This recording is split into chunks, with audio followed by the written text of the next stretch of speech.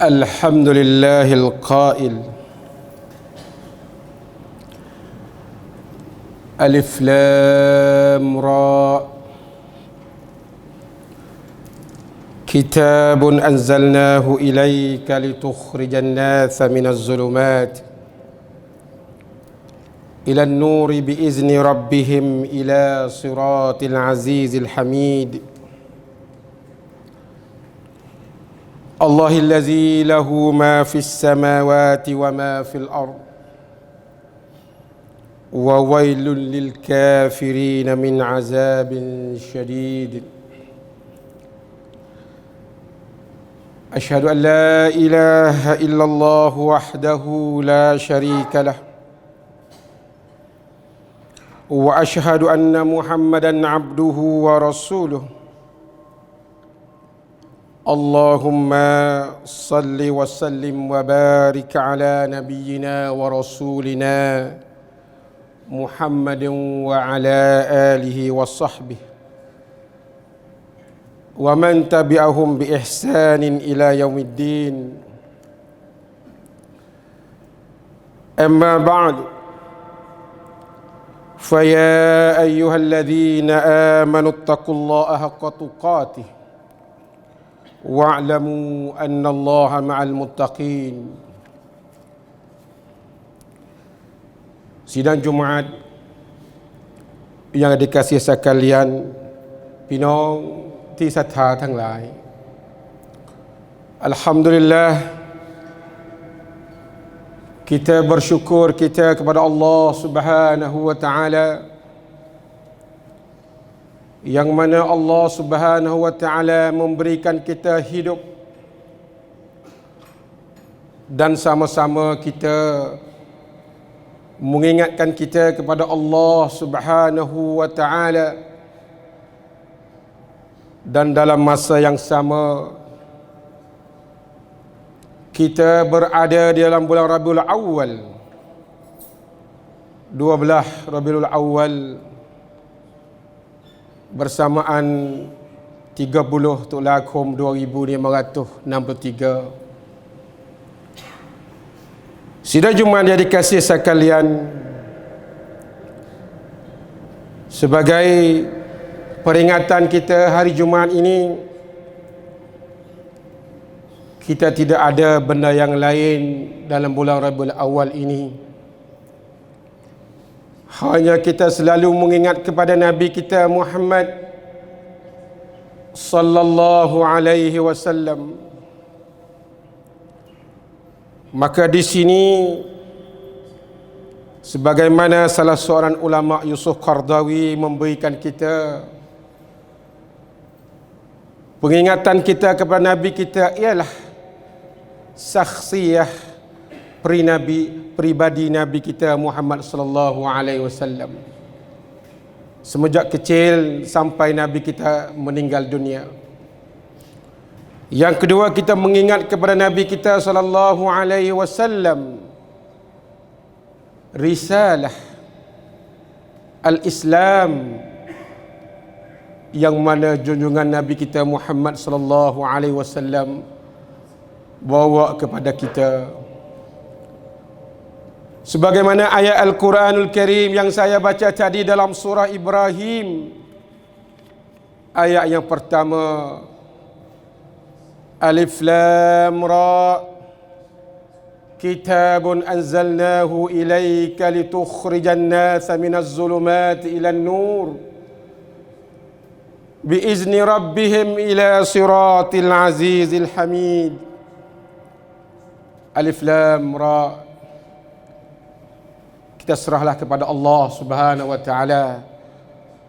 Tak payah kita bergaduh alif dan lam dan ra itu apa dia. Ada benda-benda ini bergaduh pada zaman Abbasiyah terdahulu. Balah tentang masa alif dan lam dan ra.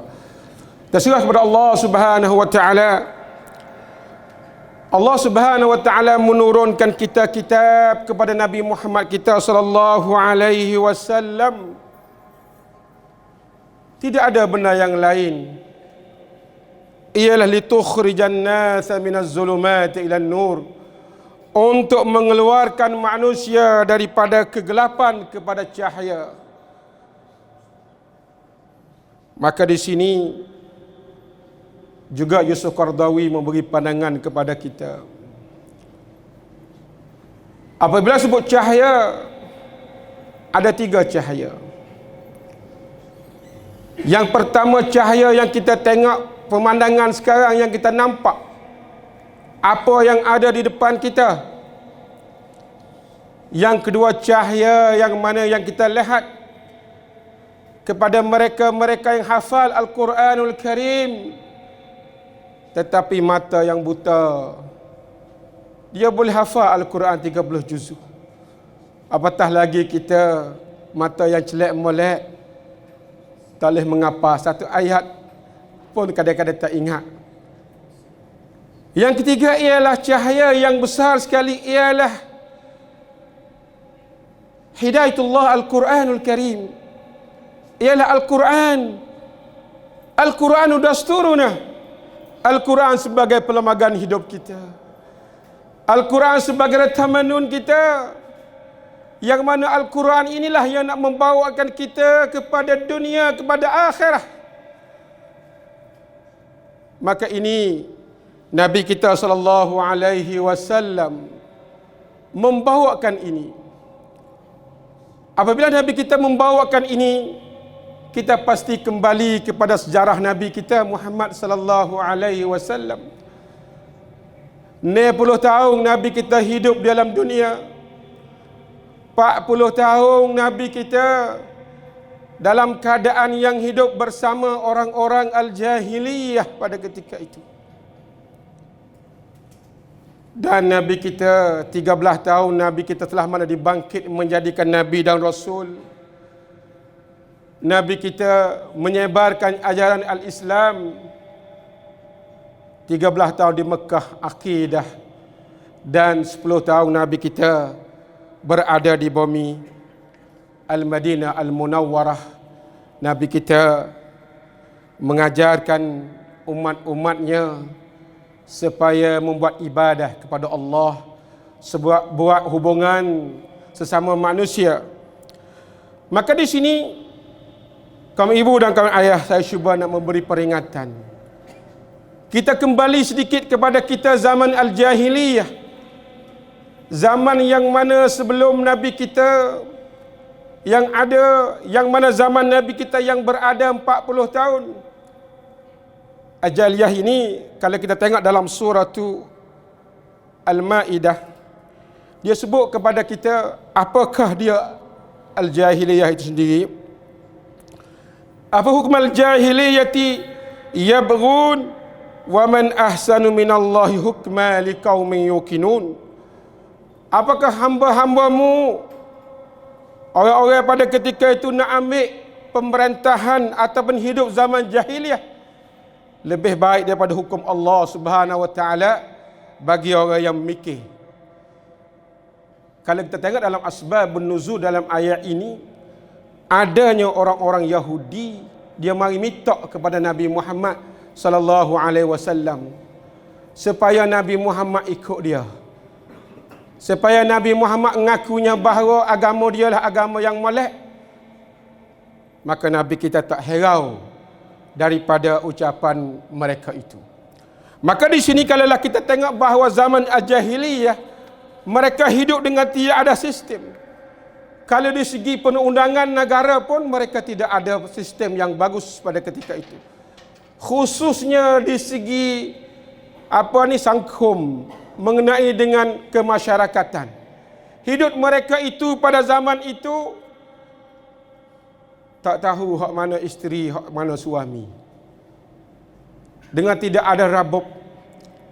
Dan juga hidup pada zaman itu dengan keadaan membunuh anak-anak perempuan apabila dilahirkan. Ini berlaku kepada Sayyidina Umar Ibn Khattab sendiri. Yang mana Sayyidina Umar pernah dia hidup pada zaman jahiliyah. Ada sahabat Rasulullah sallallahu alaihi wasallam menanyakan kepada Umar, "Ya Umar, kenapa kamu ni kadang-kadang senyum, kadang-kadang menangis?" Kamu gila ke ya Umar? Maka Umar menjelas kepada sahabat Rasulullah sallallahu alaihi wasallam, yang mana saya menangis itu dengan saya hidup zaman jahiliyah. Saya pernah membunuhkan anak saya yang dikatakan wa'dul banat, tanam hidup-hidup anaknya. Kerana zaman jahiliyah, orang-orang yang melahirkan anak perempuan yang pertama, mereka tidak ada perasaan bangga dirinya. Mereka rasa hinanya lahir seorang perempuan yang pertama dalam keluarganya. Sebolehnya pada zaman itu malawi tahu pun. Tak payah buat akikah dah. Tak payah istihar dah. Lahir lalu tanah lalu dah. Malawi tahu. Nah, itu zaman al-jahiliyah. Nah, maka Umar Ibn Khattab senyum. Dia rasa saya alhamdulillah bersyukur kepada Nabi Muhammad, yang mana Muhammad ni wa'wi aku masuk Islam dan saya boleh hidup dengan al-Islam. Apakah hidup saya? Ialah hidup Al-Quran dan hadis Rasulullah sallallahu alaihi wasallam. Maka gembiranya Umar. Itu pada zaman jahiliyah. Dan kalau kita tengok perjuangan Nabi kita sallallahu alaihi wasallam, dalam masa Nabi kita, setelah mana Nabi kita telah dibangkitkan menjadi Nabi dan Rasul, Nabi kita menyebar ajaran Islam di bumi Mekah. 3 tahun Nabi kita dengan keadaan senyap-senyap.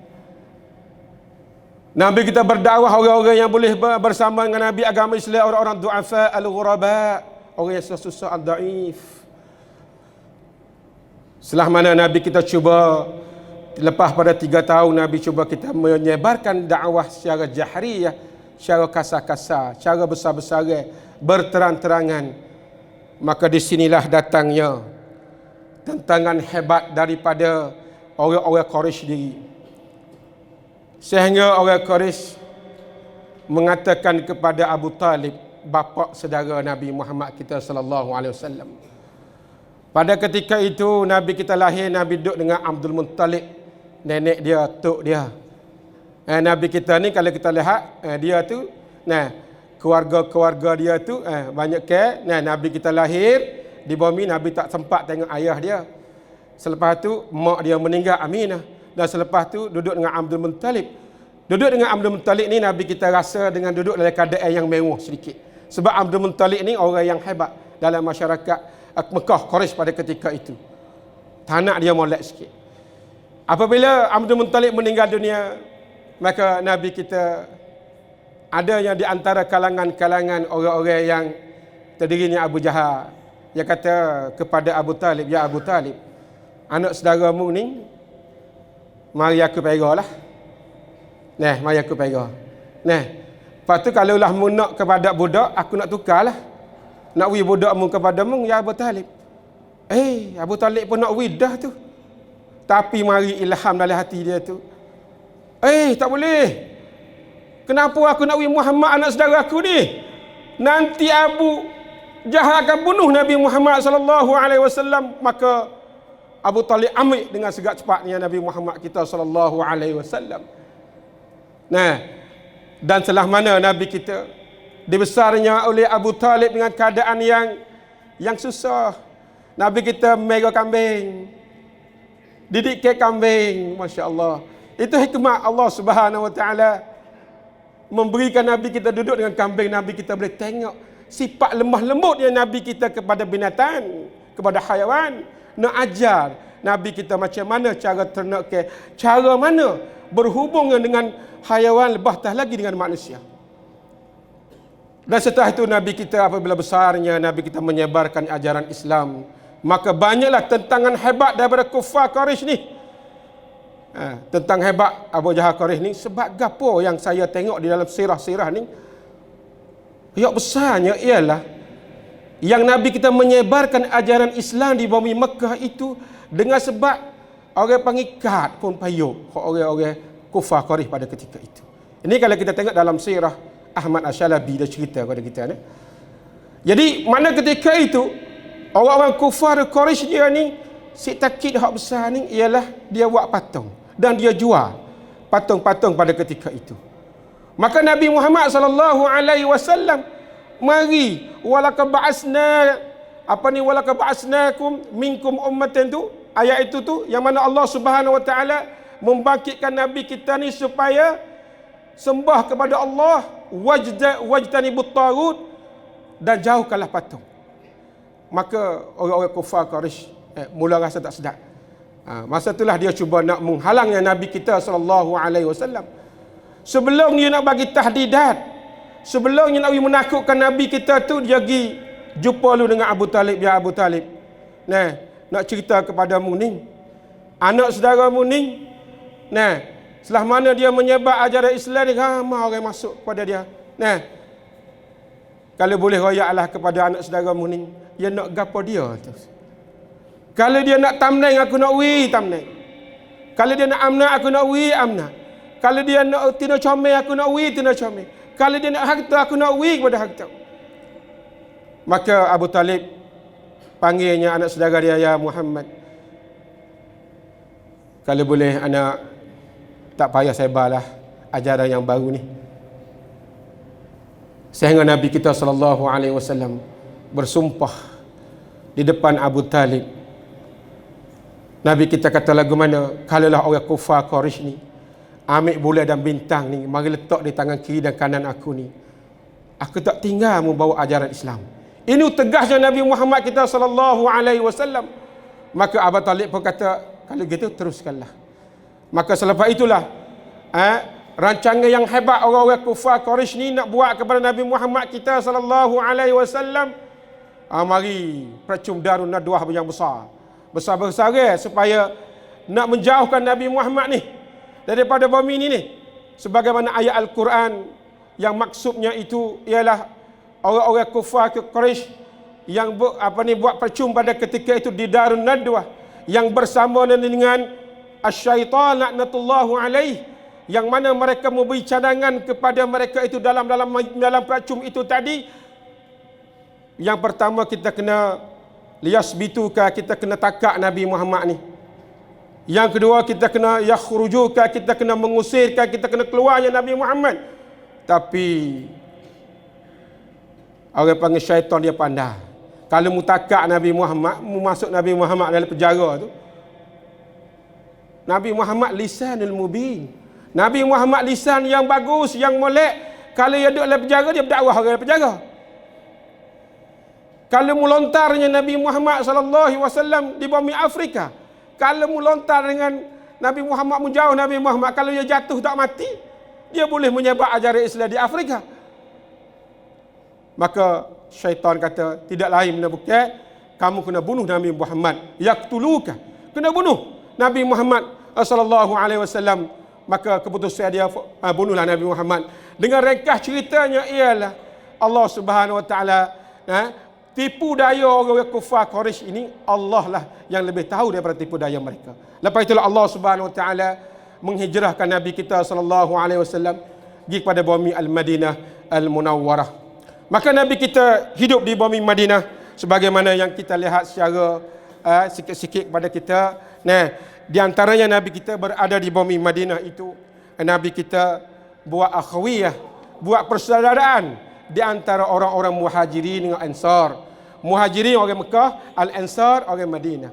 Di antaranya ucapan Nabi sallallahu alaihi wasallam pada ketika itu, Nabi menasihati kepada orang Ansar atau Muhajirin, yang pertama, kita kena selalu memberi makan sesama kita. Yang kedua, kita selalunya memberi ucapan salam sesama kita. Yang ketiga, kita kena selalu kalau ada apa-apa benda-benda yang boleh menyusahkan kita, marilah sama-sama kita solatut tahajjud, qiyamul lail. Yang keempat, kita kena ada hubungan silaturrahim sesama kita. Maka ini pesanan Nabi Muhammad sallallahu alaihi wasallam kepada kita. Benda 4 perkara ni kalaulah kita boleh melaksanakan, kita alhamdulillah. Qiyamul lail, dirikan malam, mari susah kita dirikan malam. Kita memberi makan, minum sesama kita. Kita ucapan salam sesama kita, assalamualaikum waalaikumsalam. Dan kita sentiasa menziarahi sesama kita. Maka di sini jemaat kita pada hari ini kita sekat ni dulu. Barakallahu li wa lakum fil Qur'anil azim ونفعني وإياكم بما فيه من الآيات والذكر الحكيم وتقبل مني ومنكم تلاوته إنه هو السميع العليم. أقول قولي هذا فاستغفر الله لي ولكم ولسائر المسلمين والمسلمات والمؤمنين والمؤمنات من كل ذنب فاستغفروه إنه هو الغفور الرحيم.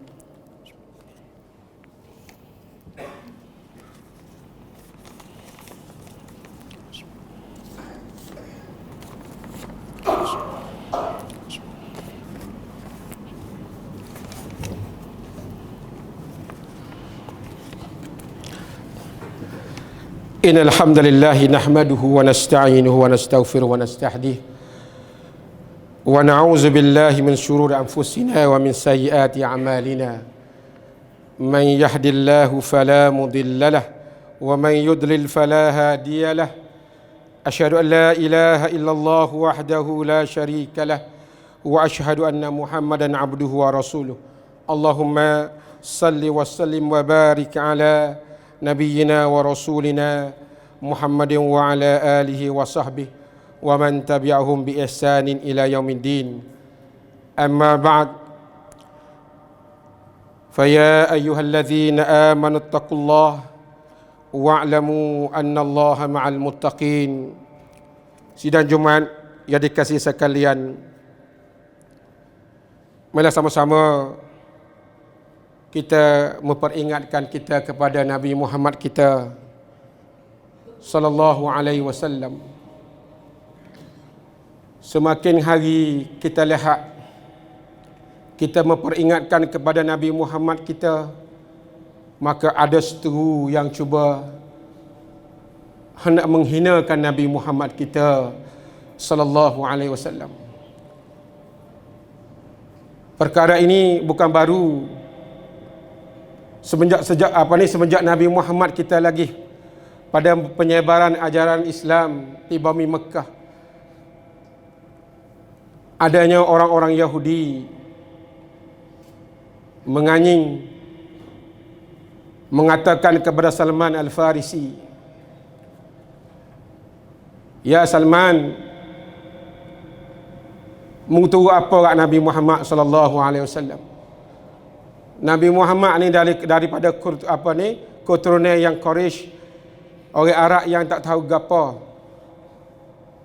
Tapi mung ya Salman, mung dari keturunan yang hebat, bangsa yang kuat pada ketika itu, maha amnak pada ketika itu Al-Farisi." Kalau kita lihat, orang Yahudi mengatakan kepada Salman Al-Farisi, "Mutu apa Nabi Muhammad? Aku tengok mu ni telah mana beriman dengan Muhammad sallallahu alaihi wasallam. Mu masuk Jambe pun baca doa.